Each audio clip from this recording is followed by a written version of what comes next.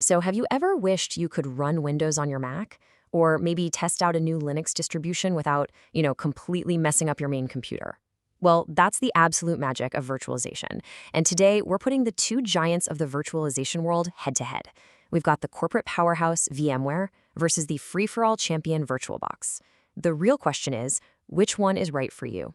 Well, let's find out. So what's it going to be? Do you go for the premium, high-performance tool that's built from the ground up for the enterprise world? Or do you choose the super versatile, cost-effective solution that gets the job done without that hefty price tag? That's the big decision we're going to break down today. And by the end of this, I promise you'll have your answer. Let's start with the basics. All right, first up, let's get into section 1, the two giants. Before we dive into the nitty-gritty details, we're going to quickly define what we're even talking about with virtualization and, of course, introduce our two main contenders. To put it simply, virtualization is a total game changer. It lets developers test their code on all sorts of different platforms, it lets IT pros create these safe, sandboxed environments, and it lets tech junkies like us experiment to our heart's content, all without needing a room full of computers. It's really about squeezing every last drop of power out of the hardware you already own. Okay, so in this corner, we've got VMware. It's backed by Dell Technologies, and it is the undisputed heavyweight champion of the enterprise world. It's known for its rock-solid performance and top-tier support. And in the other corner, we have VirtualBox. This one's maintained by Oracle, and it's kind of the scrappy, open-source challenger, winning over folks with its powerful and completely free platform. All right, introductions are over. It's time for Section 2, the features face-off. Let's put these two in the ring, head-to-head, and really see where each one shines. First up, graphics power. And wow, right out of the gate, there is a clear gap here. VMware brings support for DirectX 11 to the table. That's the tech that powers modern games and really demanding visual software.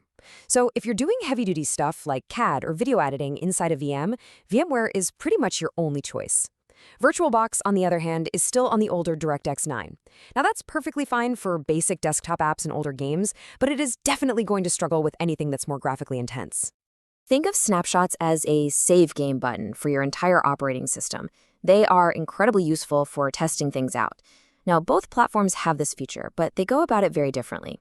VMware lets you create these complex snapshot trees with all these different branches. It's perfect for managing complicated development projects, and it does it with minimal performance loss. VirtualBox keeps it much simpler with a linear system, and honestly, that's all you really need for creating a quick checkpoint before you, say, install some risky piece of software. But this is where VirtualBox lands a major punch: portability. Let's say you need to move a virtual machine from a Windows PC over to a Mac, and then later to a Linux server. With VirtualBox, that's almost flawless. VMware is great at moving machines around as long as you stay within its own ecosystem. But if your team works across different operating systems, VirtualBox's flexibility is an absolute game changer. Okay, on to Section 3, performance and user experience. Features on a spec sheet are one thing, but how do these platforms actually feel to use? This is where we look at raw speed and just day-to-day usability. This is where the rubber really meets the road. When it comes down to pure processing power, the numbers just don't lie.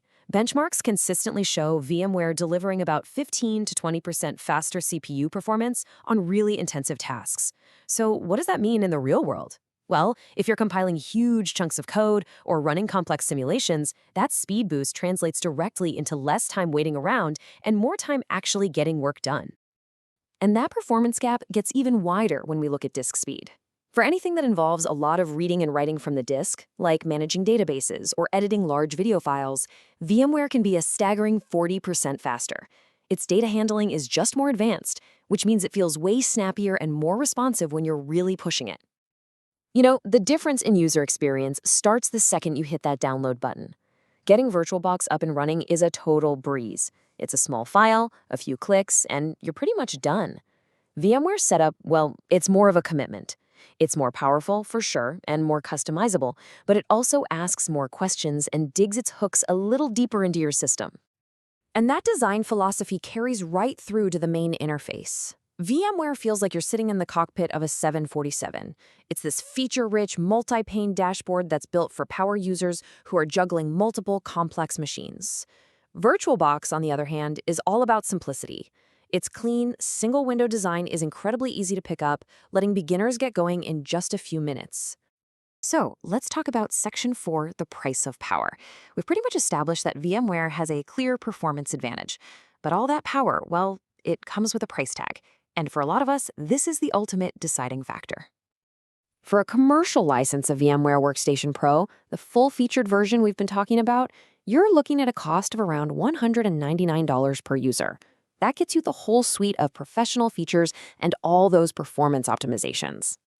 And for VirtualBox, zero. Zilch, nada.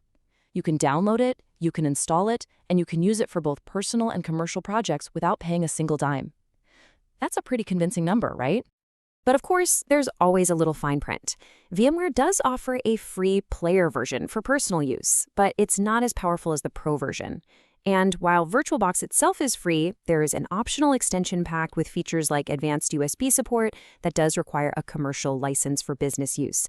So the bottom line is, you've really got to check the feature list carefully and match it against what you actually need. Okay, here we are at Section 5, choosing your champion. We've covered the features, the performance, the user experience, and the cost. So now, let's bring it all together and help you pick the right tool for your job. Let's just break it down by who you are. If you're a student or a hobbyist who's just getting started, VirtualBox is a complete no-brainer. It's free, it's easy to use, and it's cross-platform. If you're a professional developer or an enterprise user, VMware is almost certainly worth the investment. That superior performance and those advanced features will pay for themselves in time saved on mission-critical work. And what if you're a small business or a team working across different platforms? Well, that's where VirtualBox often hits that perfect sweet spot of power and price. So there you have it, the tale of the tape, the professional powerhouse versus the free and flexible challenger. There really is no single best choice here, only the best choice for you. So the only question left is, which one are you going to take for a test drive first?